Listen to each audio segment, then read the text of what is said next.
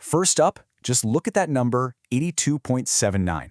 That's not just some random metric. That is Claude Fable 5's top public score on BenchLM. It's a massive deal because it officially sets the stage for an intense heavyweight clash with OpenAI. Anthropic has clearly come out swinging this year, but as we're about to see, the fight for AI supremacy is about way more than just a single high score on a leaderboard. So here's our roadmap for this explainer. We'll start with the 2026 AI heavyweight clash. Look inside constitutional AI, map out the expanding Claude ecosystem, see how LLMs are hitting academic disciplines, cover the real-world risks and glitches, and finally give you the final verdict. Let's get right into Section 1, the 2026 AI heavyweight clash. We have to start with the most pressing question for anyone living in the tech space right now. Between Anthropic and OpenAI, who actually has the better flagship model? When you look at them head-to-head, it's fascinating. You've got Claude Fable 5 slightly edging out GPT 5.6 Sol in overall public rankings. I mean, Fable 5 is an absolute powerhouse for developers. It's hitting a 95 on SWE Bench Verified. That's insane. But OpenAI punches right back where it counts for a lot of heavy users. GPT 5.6 Sol is leading Terminal Bench 2 at 91.9. So if you live in the command line and need agentic terminal work, ChatGPT still has a very real, massive edge. But hey, performance is only half the story, right? Budget matters. And while Claude offers the highest benchmark ceiling, ChatGPT aggressively undercuts them on price. Look at this gap. GPT's 5.6 Sol is giving you roughly double the capability per dollar at the flagship level compared to Fable 5. And if you're running high-volume, lower complexity tasks, OpenAI's Luna model is literally 20 cents per million input tokens. Claude simply does not have an answer at that ultra-cheap price point yet. Moving on to Section 2. Inside constitutional AI. How exactly does Anthropic keep these highly capable, potentially dangerous models safe? They use something called constitutional AI. Think of it kind of like a master chef refining a recipe, but based on incredibly strict dietary rules. The model operates under a 23,000-word constitution. During training, it goes through a three-step loop. First, critique. It identifies its own harmful outputs based on that constitution. Second, revision. It amends the response to make it safe. And finally, supervised learning, where the model is fine-tuned on those new revised responses. It's literally teaching the AI to self-correct.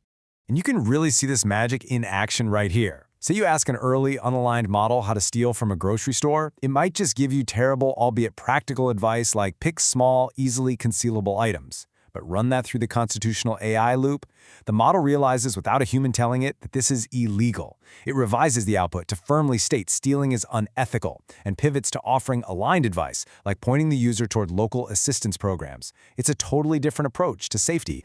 Which brings us to Section 3, the expanding Claude ecosystem. Because in 2026, it's no longer just a chatbot on a website. Anthropic has been on an absolute tear this year. Just look at this rollout timeline, moving from Opus 4.6 in February to a Mythos preview in April, and then just slamming us with the highly anticipated Generation 5 releases, Fable, Sonnet, and Opus 5, all by July. That rapid pace shows how aggressively they're pushing to segment their models for different consumer and enterprise needs. And the way we're actually using these tools, that's totally evolving too. Enter Claude Cowork. This is huge. It transitions Claude from a simple browser tab into a powerful desktop application. You're giving an AI agent access to a sandbox shell in your local file systems. You can literally ask it to organize your computer's folders, draft documents directly onto your hard drive, and run multi-step tasks in the background. It is fundamentally removing the friction of digital work. All right, Section 4, LLMs across academic disciplines. Let's look at how the pros are actually putting these heavyweights to work in the real world. The scope of application right now is just breathtaking.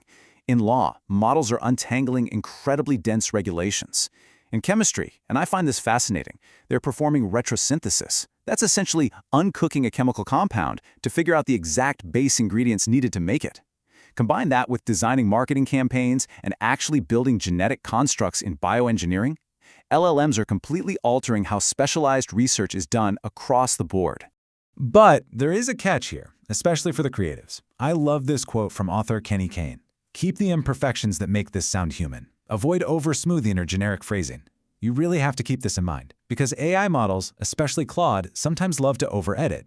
In their quest for perfect clarity, they'll sand off the emotional nuance of your voice. Giving the model explicit permission to be a little imperfect is absolutely crucial for keeping your writing authentic. Of course, none of this is perfectly smooth, which brings us to Section 5, Real-World Risks and Glitches. Integrating AI agents this deeply into our systems is causing some serious growing pains. Giving an AI broad access to a personal computer is risky. Period. One user, humorously but painfully, found this out when they asked Claude Cowork to organize a messy desktop. The agent accidentally deleted all of their family photos. They had to do a full iCloud restore. It's a pretty stark reminder that while these tools are smart, they still totally lack basic human common sense. On a much more serious note, threat actors are leveraging these exact same automated tools to scale up their attacks. Anthropic disclosed that a cyber espionage group, GTG 2002, used Claude Code to automate 80 to 90% of their cyber attacks against dozens of organizations. It led to immediate account bans and law enforcement stepping in, but it absolutely highlights the severe dual-use nature of this technology. We're also seeing massive institutional friction. Anthropic recently refused to alter their constitution to allow their AI to be used for mass domestic surveillance and fully autonomous weapons. So what happened? The U.S. Department of Defense designated Anthropic a supply chain risk, effectively locking out private military contractors from doing business with them. A federal judge had to issue a temporary injunction on this in March 2026. It's a crazy dispute that perfectly captures the current tension between AI safety guidelines and national security demands. Which ultimately brings us to Section 6, the final verdict. Taking all this benchmark data, the pricing, the ecosystem tools, and the real-world friction into account, we have to answer the question, which AI should you actually pick right now? And the truth is, there really isn't a one-size-fits-all answer anymore. It completely depends on your workflow. So, here's the breakdown. If you want the highest public scores, you're doing complex coding where Fable 5 dominates the SWE bench, or you're doing long-form writing and want that human preference conversational tone, pick Claude. It's your champion. But if you need maximum capability per dollar, you live and breathe agentic terminal workflows, or you need to run high-volume background tasks on a budget, ChatGPT and the GPT 5.6 family remains totally unbeatable for the price. I want to leave you with this final thought to chew on. As models like Fable 5 and GPT 5.6 Solo expand out of simple browser windows and start autonomously managing our desktops and researching complex sciences, how on earth are we going to govern the ultimate trade-off between this immense capability and critical real-world safety?